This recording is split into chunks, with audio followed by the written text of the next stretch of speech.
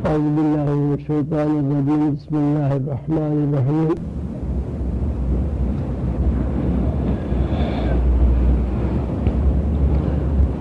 آج کی رات شب برات ہے اور اس رات کی مناسبت سے اللہ تعالیٰ نے قرآن پاک میں ارشاد فرمایا ہے کہ اس رات میں رزق تقسیم کیا جاتا ہے۔ رزق سے مراد ہم لوگ روٹی کپڑا مکان نہیں لیتے، رزق سے مراد ہم لوگ سمجھتے ہیں کہ بھائی کھانا کھا لیا، گوشت کھا لیا، پانی پی لیا، لیکن رزق جب اللہ تعالیٰ فرماتے ہیں رزق سے مراد یہ ہوتی ہے کہ اللہ تعالیٰ وسائل کا تذکرہ فرماتے ہیں کہ اللہ تعالیٰ وسائل تقسیم کرتا ہے۔ تو آج کی رات وسائل کی تقسیم کی رات ہے، اور وسائل میں کھانا پینا، شادی بیاہ، اولاد، عزت، ذلت، سبھی کچھ چیزیں وسائل کے دائرہ کار میں آتی ہیں۔ کاروبار، ملازمت، صحت اور تندرستی۔ معافی کا طبیعت میری کل سے بہت خراب ہے۔ مختصر یہ کہ آج کی رات ایسی رات ہے کہ جس میں اللہ تعالیٰ اپنی مخلوق میں وسائل تقسیم کرتا ہے۔ اب یہ بات سمجھ میں نہیں آتی کہ آج کی رات ہی کیوں وسائل کی رات اللہ تعالیٰ نے کہیں کہ وسائل تقسیم ہوتے ہیں۔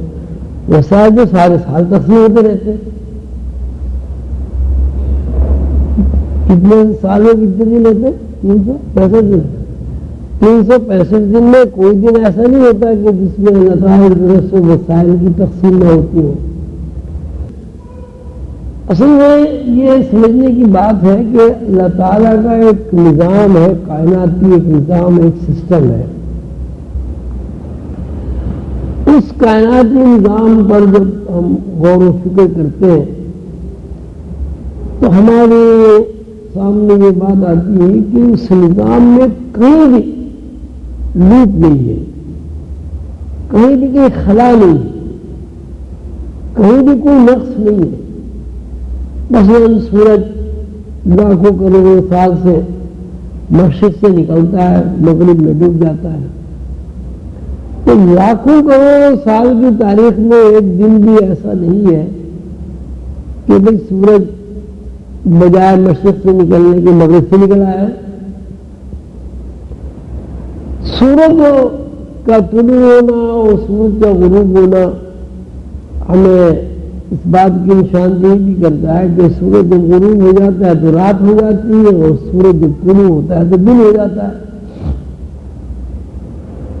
دن کے بارے میں ہمارے یہ تصورات ہیں کہ انسان کے لیے اللہ تعالیٰ نے دن کاروبار کے لیے بنائی، محنت مزدوری کے لیے بنایا اللہ تعالیٰ نے، اور رات اللہ تعالیٰ نے آرام کے لیے، نیند کے لیے اللہ تعالیٰ نے بنائی۔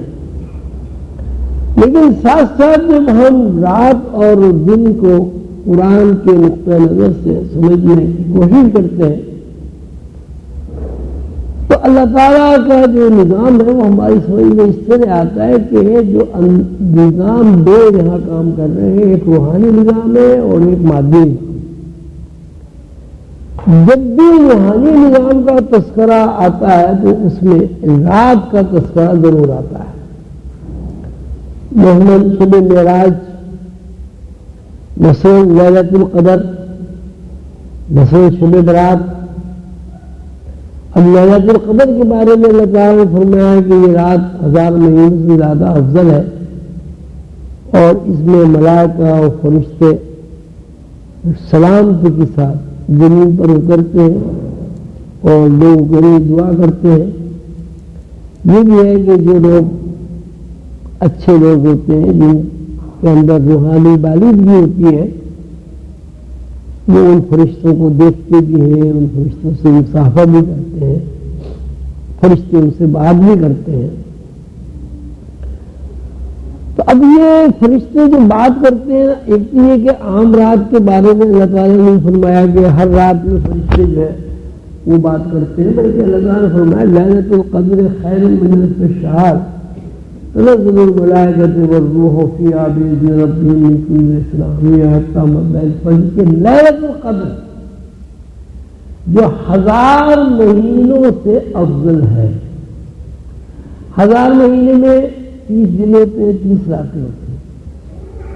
تو اگر ہم رات کو ایک ہوا شمار کر لیں اور دن کو ایک ہوا شمار کر لیں، حالانکہ رات دن میں لاکھوں حواس کام کر جاتی ہے دن رات۔ اگر آپ رات کو ایک ہی حواس مان لیں اور دن کو ایک ہی حواس تسلیم کر لیں تو اس کا بھی مطلب 1000 مہینوں کا یہ ہوتا ہے کہ 30,000 راتیں اور 30,000 دن، یعنی ایک مہینے میں الفشار، ایک مہینے میں آدمی جتنا سفر کرتا ہے، یہ ایک رات میں جتنا آدمی سفر کرتا ہے ایک رات اور دن میں، تو لیلۃ القدر میں انسان 60,000 گنا رفتار سے سفر کرتا ہے۔ تو 60,000 گنا رفتار سے سفر کا مطلب یہ ہے کہ انسان کے اندر جو شعور کام کر رہا ہے اتنا کوتا اور بے ثبات شعور کہ اگر آنکھ کے سامنے ہلکا سا کاغذ بھی رکھ دیا جائے تو اسے کچھ نظر نہیں آتا۔ لیلۃ القدر میں یہی شعور 60,000 گنا زیادہ ہو جاتا ہے، اور جب شعور 60,000 گنا زیادہ ہو جاتا ہے تو انسان کے اندر وہ صلاحیت بیدار ہو جاتی ہے جو صلاحیت فرشتے کو حضرت جبریل علیہ السلام کو دیکھتی بھی ہے، ان سے مصافحہ بھی کرتی ہے اور ان سے گفتگو بھی کرتی ہے۔ سیدنا حضور صلی اللہ علیہ وسلم کو جب معراج کا تذکرہ آتا ہے تو وہاں بھی یہ کہ راتوں رات اپنے بندے کو لے گیا مسجد اقصیٰ سے، مسجد حرام سے مسجد اقصیٰ تک، اور پھر آپ نے سارا معراج شریف کا قصہ بھی سنا ہے۔ تو اس سے مطلب یہ ہوا کہ اللہ تعالیٰ کے ساتھ گفتگو کرنا، اللہ تعالیٰ کو دیکھنا، اللہ تعالیٰ سے قربت حاصل ہونا، اللہ تعالیٰ کے بنائے ہوئے فرشتے ملائکہ اعلیٰ سے مصافحہ کرنا، یہ ساری صلاحیتیں رات میں بیدار ہوتی، دن میں بیدار نہیں ہوتی۔ حضرت موسیٰ علیہ السلام کے واقعے میں اللہ تعالیٰ نے فرمایا کہ ہم نے موسیٰ سے 30 راتوں کا وعدہ کیا اور 40 راتوں میں اسے پورا کر دیا۔ وہاں بھی یہی ہے کہ اللہ تعالیٰ نے یہ نہیں فرمایا کہ موسیٰ علیہ السلام سے 30 دنوں کا وعدہ کیا اور 40 دنوں میں پورا کر دیا، وہاں بھی اللہ تعالیٰ نے رات سے فرمایا۔ جب اللہ تعالیٰ وسائل کی تقسیم کا ذکر فرما دیا تب بھی وہ یہ کہتا ہے کہ رات کو لیلۃ البرات میں وسائل تقسیم کرتا ہوں، رزق تقسیم کرتا ہوں۔ تو اب ہمارے سامنے جو ظاہرہ اعتبار سے سسٹم میں نظر آتے ہیں، ظاہرہ اعتبار سے جو زندگی ہمارے سامنے ہے وہ یہ ہے کہ ہم 2 حواسوں میں زندگی گزار رہے ہیں۔ ایک حواس وہ ہے جو دن میں کام کرتے ہیں اور ایک حواس وہ ہیں جو رات میں کام کرتے ہیں۔ تو اب ہم یوں کہیں گے کہ دن کے حواس میں انسان شعوری اعتبار سے پابند ہوتا ہے، ٹائم اسپیس میں بند ہوتا ہے، اس کی جو صلاحیت ہے وہ 1 گھنٹے میں 3 میل کی بنتی چلنے کی۔ لیکن وہ انسان اگر رات کے شعور میں داخل ہو جائے تو اس کی صلاحیت اتنی ہے کہ یہاں بیٹھ کے وہ تصور کرتا ہے اور عرش اس کے سامنے آ جاتا ہے۔ یہ روحانی صلاحیتوں کا جب بھی تذکرہ آپ قرآن پاک میں پڑھیں گے، حدیث شریف میں پڑھیں گے، وہاں یہی تذکرہ ہوگا کہ رات کو اللہ تعالیٰ نے روحانی صلاحیتوں کی بیدار ہونے کا رات کا جو نظام بنایا ہے وہ یہ نظام ہے کہ اس میں روحانی صلاحیتیں بیدار ہوتی ہیں. موسیٰ علیہ السلام کا تذکرہ ہے وہ بھی رات کا ہی تذکرہ ہے. حضرت ابراہیم علیہ السلام کے خواب کا تذکرہ ہے وہ بھی رات کا ہی ہے. حضرت ابراہیم علیہ السلام کی تلاش، رب کی تلاش، باطل سے انحراف کر کے جب وہ رب کی تلاش کرتے ہیں وہ بھی رات ہی کا تذکرہ ہے. پہلے ستارے دیکھے، پھر چاند دیکھا، رات گزر گئی، پھر سورج دیکھا. حضرت یوسف علیہ السلام کے قصے میں رات کو خواب دیکھا. وہ اپنے والد ماجد بزرگوار سے کہتے ہیں اے ابا میں نے رات خواب دیکھا، انی رأیت احد عشر کوکبا والشمس والقمر والنجوم، کہ میں نے رات خواب دیکھا کہ 11 ستارے اور چاند اور سورج مجھے سجدہ کر رہے ہیں. وہ بھی خواب ہی راتی کی حواس میں انہوں نے خواب دیکھا. اور حضرت یعقوب علیہ السلام نے فرمایا کہ جو تو نے خواب دیکھا ہے اسی طرح ہوگا اور اللہ تعالیٰ تجھے عزیز کرے گا، تجھے عزت مرتبہ عطا فرمائے گا اور تجھے پیغمبری نصیب.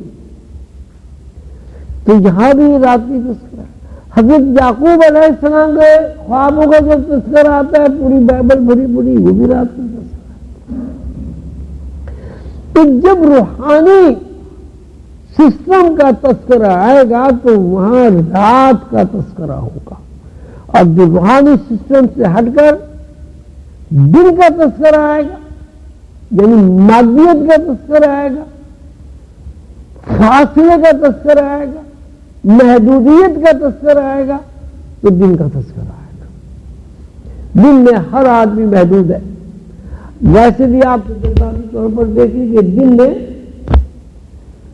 آپ جب چلتے ہیں پھرتے ہیں کام کرتے ہیں آپ محدودیت کے بغیر دن میں کوئی کام کر ہی نہیں سکتے.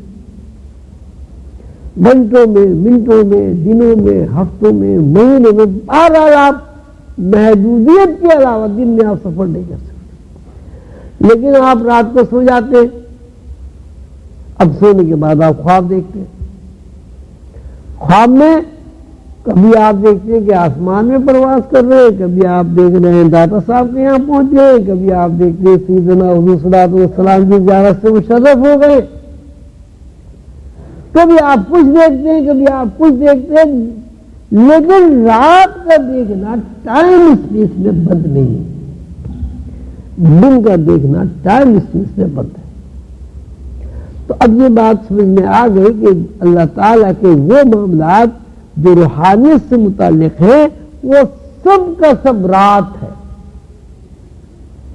اور زندگی کے وہ معاملات جو انسان کو اللہ تعالیٰ سے دور کرتے ہیں، انسان کو محدود دائرے میں مقید کرتے ہیں، وہ سب کے سب دن کی آواز ہے. اب اللہ تعالیٰ فرماتے ہیں کہ اس رات میں وسائل تقسیم کرتا ہوں، رزق تقسیم کرتا ہوں.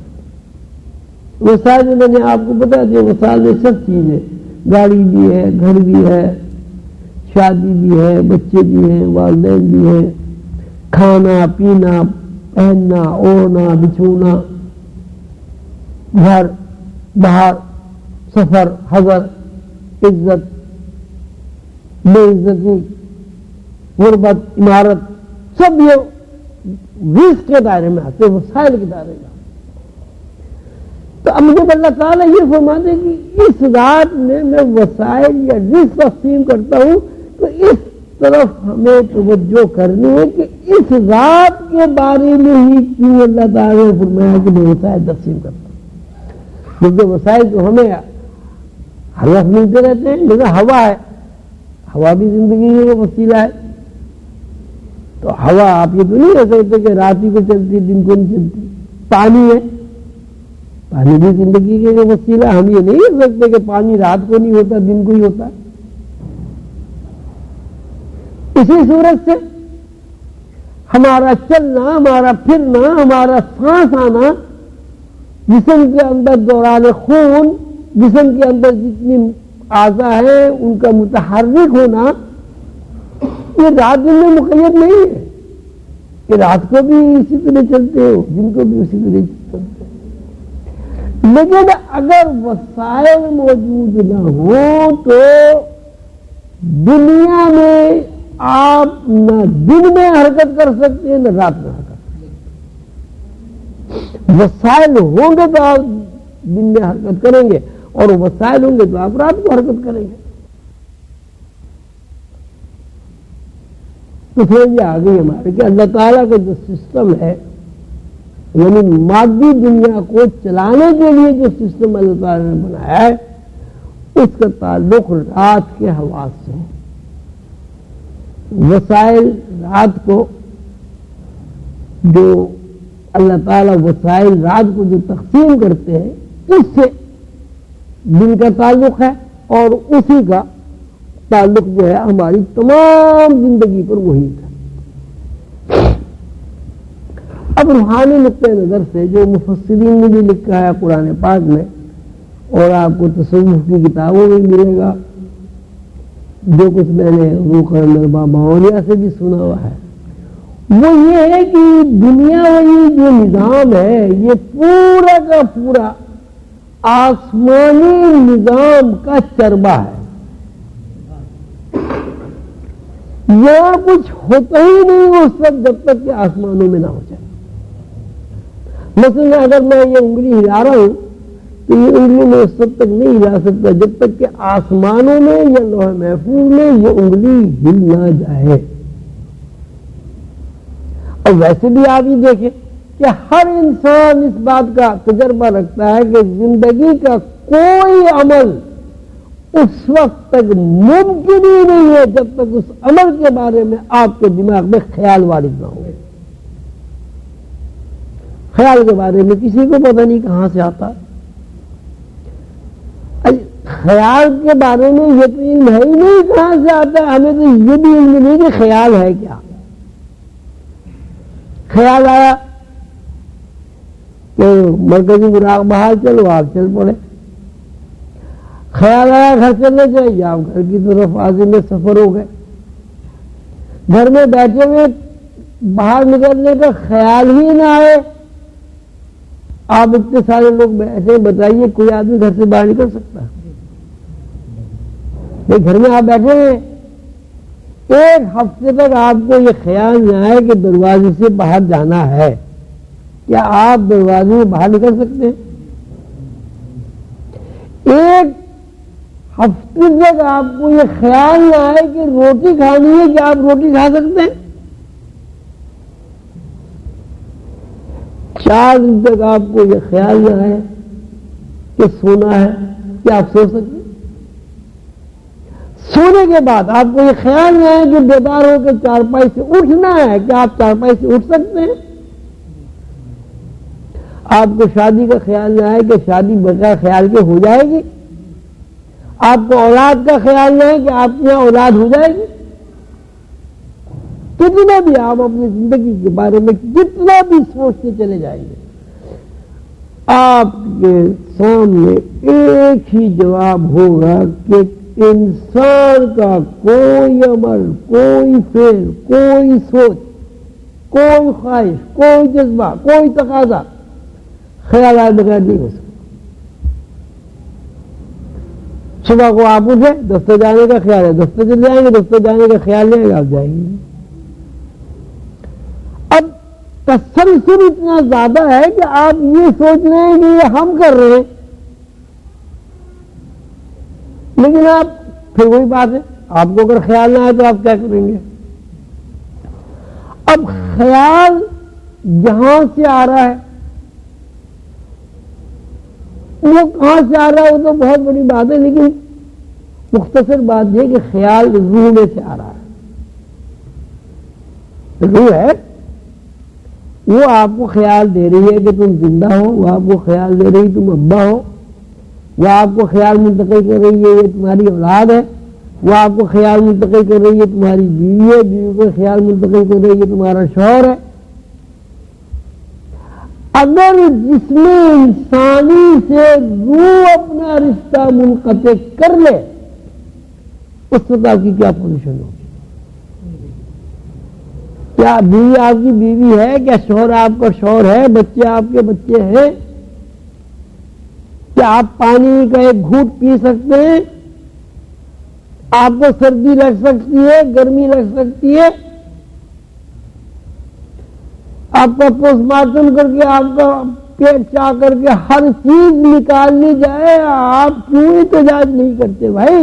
اگر آپ کا جسمی سب کچھ ہے تو اس کا مطلب ہے کہ روح جو ہے وہ اصل چیز،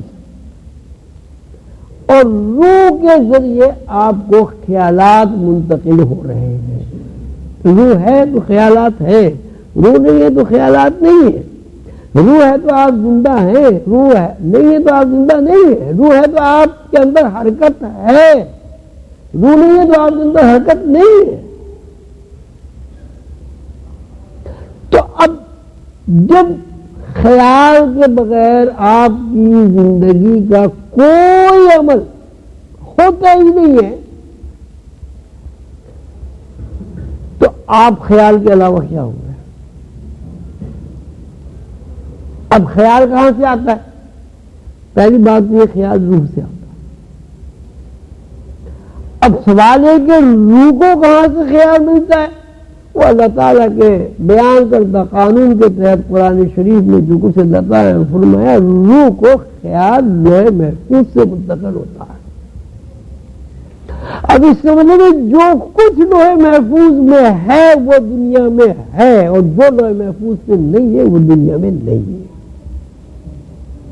جب یہ بات طے پا گئی قرآن کے ارشاد کے مطابق، پیغمبروں کے فرمان کے مطابق، کہ یہاں لوح محفوظ کے علاوہ کچھ بھی نہیں، جو چیز لوح محفوظ میں ہے وہ دنیا میں ہے، اور جو چیز لوح محفوظ میں نہیں ہے وہ دنیا میں نہیں ہے. اب اس سے یہ پتہ چلا کہ لوح محفوظ ایک ایسا دائرہ عمل ہے،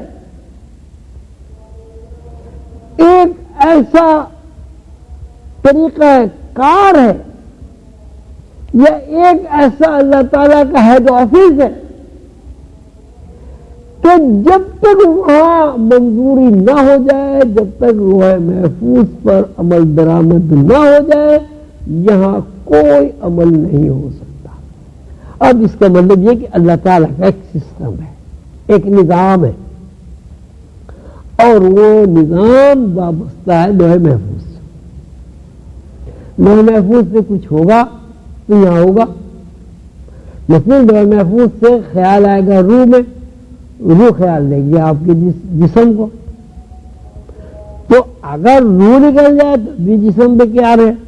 اگر روح کو لوح محفوظ سے خیال نہ ہے تو بھی آپ کے جسم پہ کوئی خیال وارد نہیں ہوگا. تو اب یہ طے ہو گیا کہ اللہ تعالیٰ کا ایک نظام ہے اور ایک سسٹم ہے، اور جو لوح محفوظ کا نظام اور سسٹم ہے، پورا کا پورا چربا، پورا کا پورا عمل وہ زمین پر ہو رہا ہے. اب زمین میں اگر آپ دیکھتے ہیں یہاں آفیسز ہیں، زمین میں آپ دیکھتے ہیں یہاں کاروبار ہیں، فیکٹریاں لگی ہوئی ہیں، انسان پیدا ہو رہے ہیں، جوان ہو رہے ہیں، بوڑھے ہو رہے ہیں، مر رہے ہیں، پھر پیدا ہو رہے ہیں، پھر جوان ہو رہے ہیں. یہ سب کیا ہے؟ یہ تو طے ہو گیا لوح محفوظ کے علاوہ کچھ نہیں ہے، تو سب کچھ لوح محفوظ ہے. تو وسائل کی جب تقسیم ہوگی تو پہلے لوح محفوظ پر عمل درآمد ہوگا، پھر اس دنیا میں وسائل کی تقسیم ہوگی. اور لوح محفوظ رات کے حواس کا نام ہے، لوح محفوظ دن کے حواس کا نام نہیں ہے. لوح محفوظ وہ تختی ہے جہاں اللہ تعالیٰ نے سارا کائناتی نظام فیڈ کر دیا ہے. کمپیوٹر سمجھ، ایسا کمپیوٹر اس میں پورا نظام اللہ تعالیٰ نے فیڈ کر دیا. اس کمپیوٹر کو چلانے والے لوگ کون ہیں؟ کمپیوٹر کو چلانے والے لوگ بھی تو ہونے چاہیے. اس کمپیوٹر کو چلانے والے لوگ انسان ہیں. اور یہ بات قرآن سے ثابت ہے. انی جاعل فی الارض خلیفہ. اللہ تعالیٰ نے فرشتوں سے کہا میں زمین میں اپنا نائب اور یا خلیفہ بنانے والا ہوں. نائب اور خلافت کا مطلب یہ ہے کہ ایسی تخلیق کر رہا ہوں جو میرے اختیارات کو استعمال کرے. خلیفہ کا مطلب، نائب کا مطلب جیسے نائب صدر، نائب وزیر اعظم، chief engineer, deputy chief engineer. یہ مقصد وہی ہے کہ اللہ تعالیٰ نے یہ اعلان فرمایا کہ میں نے آدم کو زمین میں اپنی نیابت اور خلافت کے اختیارات منتقل کر دیے. اور وہ نیابت اور خلافت کے اختیارات منتقل کرنے کے بعد فرشتوں سے آدم کی حاکمیت قبول کرنے کا عہد بھی لے لیا. یعنی آدم کو جب فرشتوں نے سجدہ کیا تو اس کا مطلب یہ نہیں ہے کہ آدم کو فرشتوں نے کو خدا مان لیا، رب مان لیا. اس کا مطلب یہ کہ آدم کی حاکمیت کو بحیثیت محکوم ہونے کے فرشتوں نے قبول کر لیا. اب دو باتیں آپ کے سامنے آئی. ایک یہ کہ اللہ تعالیٰ کا جو نظام ہے وہ سارا کا سارا لوح محفوظ پر ریکارڈ ہے. اس نظام کو چلانے والے انسان ہیں اور ان انسانوں کے آگے عمل درآمد کرنے والے کون ہیں؟ فرشتے. جب آدم کو فرشتوں نے سجدہ کر لیا تو آدم حاکم ہو گیا، فرشتے محکوم ہو گئے. تو یہ تکوینی نظام کہلاتا ہے. روحانیت میں قرآن شریف میں بھی لکھا کہ ایک نظام تو یہ ہے کہ یہ دنیا میں نظام رائج ہے. ایک نظام وہ ہے جو اللہ تعالیٰ کے بندے لوح محفوظ پر چلاتے ہیں، یا لوح محفوظ کے نظام کو چلانے کے پورے اختیارات اللہ تعالیٰ نے ان بندوں کو عطا کیے. تو کائناتی جو نظام ہے اس نظام میں دنیاوی نظام کی طرح 30 سال کا پروگرام بنتا ہے. کہ بچہ مر کے ایک دن میں مر جائے، یعنی آج پیدا ہوا آج ہی مر گیا، پھر اس کا جو پروگرام ہے وہ 30 سال کا بنتا ہے. اگر کوئی 60 سال کا ہے اس کا بھی 30 سال کا بنے گا، 30 سال کا بڑھے گا 30 سال کا. یعنی پروگرام 30 سال کا ہی بنے گا. چاہے وہ 10 سال کا ہو کے مر جائے، 15 سال کے ہو کے مر جائے، 100 سال کا ہو کے مر جائے. اب 100 سال کا اگر وہ ہو کے مر گیا تو اس کے 4 پروگرام بن جائیں گے. 30 سال اس کو وائنڈ اپ کر دیں گے، جتنے باقی دن رہ جاتے ہیں. لیکن 30 سال کا پروگرام ہوتا ہے. وہ 30 سال کا پروگرام پھر 10 سال میں تقسیم ہوتا ہے. 10 سال کے بعد 5 سال کا ہوتا ہے اور 5 سال کے بعد ہر سال اس پروگرام کا ریویو ہوتا ہے، تجدید ہوتی ہے. اس شب برات کا پروگرام یہ ہے کہ ہر اس بندے کا سالانہ پروگرام تجدید ہوتا ہے جو اس دنیا میں موجود ہے. اور یہ سارا جو سسٹم ہے یہ اللہ تعالیٰ نے اپنے بندوں کے ہاتھ میں دیا، یعنی انسانوں کے ہاتھ میں ہے سب کا سب. تو یہ شب برات آج کی جو رات ہے اس میں سالانہ پروگرام کس کو کتنا دینا ہے، کس کو کتنا لینا ہے، کس کو عزت ملنی ہے، کس کو اللہ تعالیٰ اپنے زمان میں رکھ کے جنت ملنی ہے، کون غریب ہونا ہے، کون امیر ہونا ہے، کس نے پیدا ہونا ہے، کس نے مرنا ہے، کون شہید ہے، کون بدبخت ہے. یہ سب آج کی رات میں فیصلہ ہو جاتا ہے. کس نے پیدا ہونا ہے، کس نے مرنا ہے، کون شہید ہے، کون بدبخت ہے. یہ سب آج کی رات میں فیصلہ ہو جاتا ہے. اچھا، اب یہ فیصلہ کس طرح ہوتا ہے یہ بات سمجھنے کی ہے. یہ تو آپ سمجھ گئے کہ فیصلہ ہوتا ہے. فیصلے کا مطلب یہ کہ اللہ تعالیٰ نے ایک نظام بنایا کہ بھائی اللہ کے لیے جو آدمی خلوص نیت خالصتاً اللہ کے لیے 1 روپیہ دے گا، تو 1 روپیہ دینے کا مطلب یہ ہوا کہ اللہ تعالیٰ کے یہاں سے اس کو 10 روپے 10 گنا، 10 روپے نہیں 10 گنا، 10 گنا دنیا میں ملے گا اور 70 گنا آخرت میں ملے گا۔ لیکن اگر اس نے اللہ کے لیے 1 روپیہ خرچ کرنا ضروری تھا اور اس نے 1 روپیہ خرچ نہیں کیا تو 10 گنا دنیا سے کاٹ لیا جائے گا، 70 گنا آخرت سے کاٹ لیا۔ یہ دینا نہیں، دینا لینا ڈیبٹ کریڈٹ دونوں ساتھ ساتھ چلتا رہتا۔ اب اس کی مثال حضور قندر بابا نے یہ فرمائی کہ جیسے میں آپ کے گھر گیا ملنے آپ سے، میرے ذہن میں یہ بات ہے کہ بھئی میں آپ کے گھر آیا ہوں، آپ مجھے چائے پلائیں گے، عزت سے بٹھائیں گے، چائے پلائیں گے، پانی پلائیں گے۔ میرے ذہن میں یہ بات ہے کہ آپ میرے اوپر 1 روپیہ خرچ کریں گے۔ آپ نے 1 روپیہ خرچ نہیں کیا، نہ مجھے گھر میں بٹھایا، نہ مجھے پانی کو پوچھا، نہ مجھے چائے پلائی۔ میں آپ کے گھر سے آ گیا، آپ نے کچھ نہیں کیا۔ ابھی دیکھیے کچھ بھی نہیں ہوا، اب حساب کتاب کی کوئی بات نہیں چل رہی ہے۔ اب آپ میرے گھر آ گئے، جب آپ میرے گھر آ گئے، اگر میں نے آپ کے اوپر 1 روپیہ خرچ نہیں کیا تو میرے کھاتے میں سے 10 گنا دنیا میں سے ختم ہو جائے گا، 70 گنا آخرت میں سے ختم۔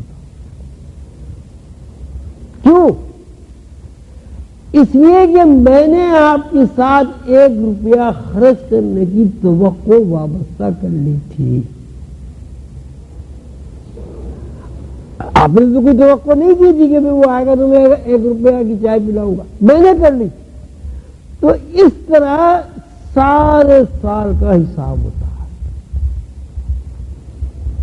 پورے سال کا حساب ہوتا ہے کہ آپ نے کتنا اللہ کے لیے خرچ کیا، کتنا آپ نے اللہ کے نام پہ تو خرچ کیا، لیکن وہ اللہ کا نام ہی نام تھا، اس میں دکھاوا تھا، تو اس دکھاوے کے جتنے ہی وسائل آپ کے کٹ جائیں گے، اس میں آپ کے پیسے بھی کٹ جائیں گے، اس میں آپ کی صحت بھی کٹ جائے گی، اس میں آپ کی عزت بھی کٹ جائے گی، اس میں ہر وہ چیز کٹ جائے گی جس کے آپ مستحق ہو سکتے تھے۔ اگر آپ نے اللہ کے لیے خلوص نیت سے خرچ کیا، اس میں دکھاوا نہیں ہے، تو آپ کے حساب میں 10 گنا یہاں اضافہ ہو جائے گا اور 70 گنا وہاں اضافہ ہو جائے گا۔ آج کی رات میں یہ سارا حساب کتاب کھاتے بن کے چلے جاتے ہیں، اور یہ جو اللہ کے بندے ہیں، نیک بندے جن کو اللہ تعالیٰ نے اپنا نائب اور خلیفہ کہا، وہ اس کو دستخط کر کے پاس کر دیتے ہیں۔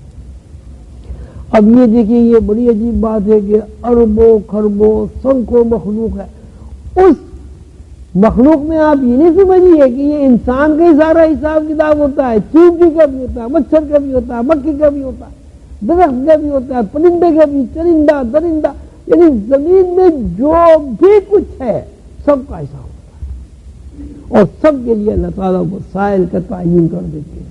اس کو اتنا کھانے کو ملے گا، اس کو اتنا پہننے کو ملے گا، اس کو نہیں ملے گا، اس کو ملے گا۔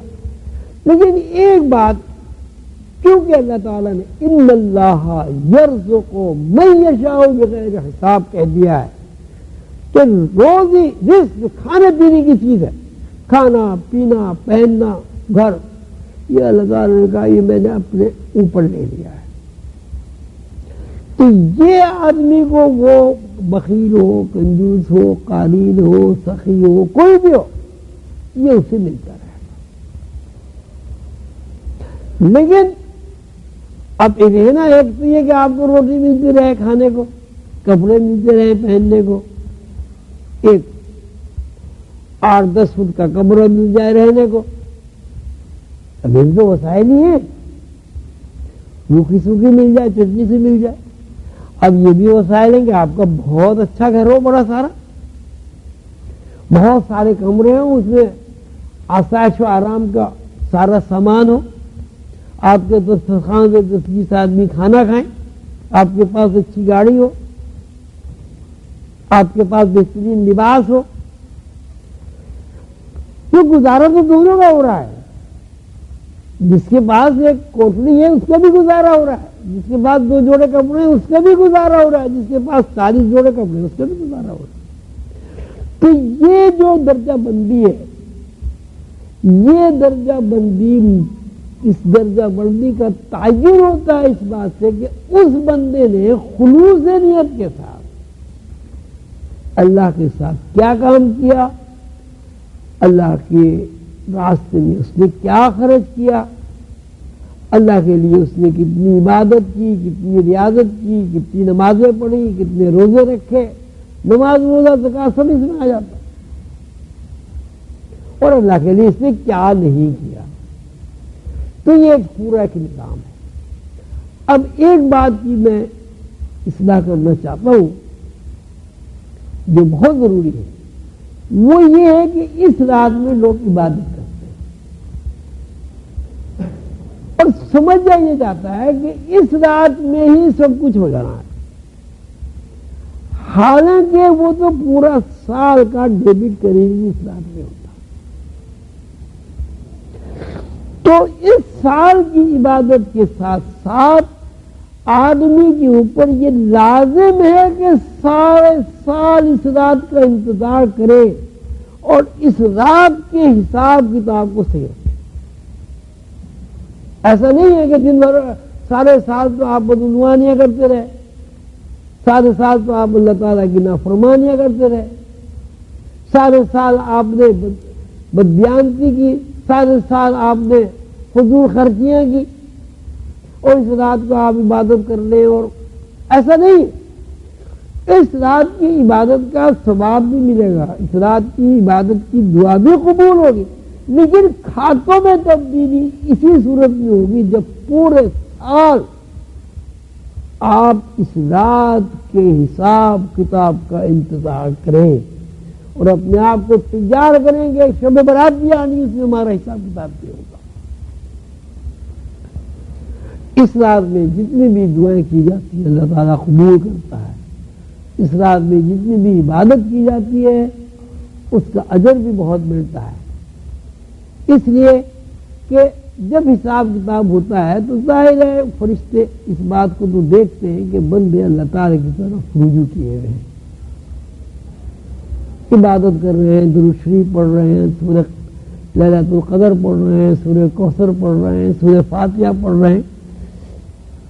لیکن یہ جو ایک ہمارا ایک طریقہ کار ہو گیا، بھائی بڑی رات ہوئی بس ساری رات جاگ لے، اب سارے سال کچھ بھی کرتے رہے، یہ طریقہ سے یہ ایسی بات ہے کہ سارے سال آپ بینک سے پیسے نکلواتے رہے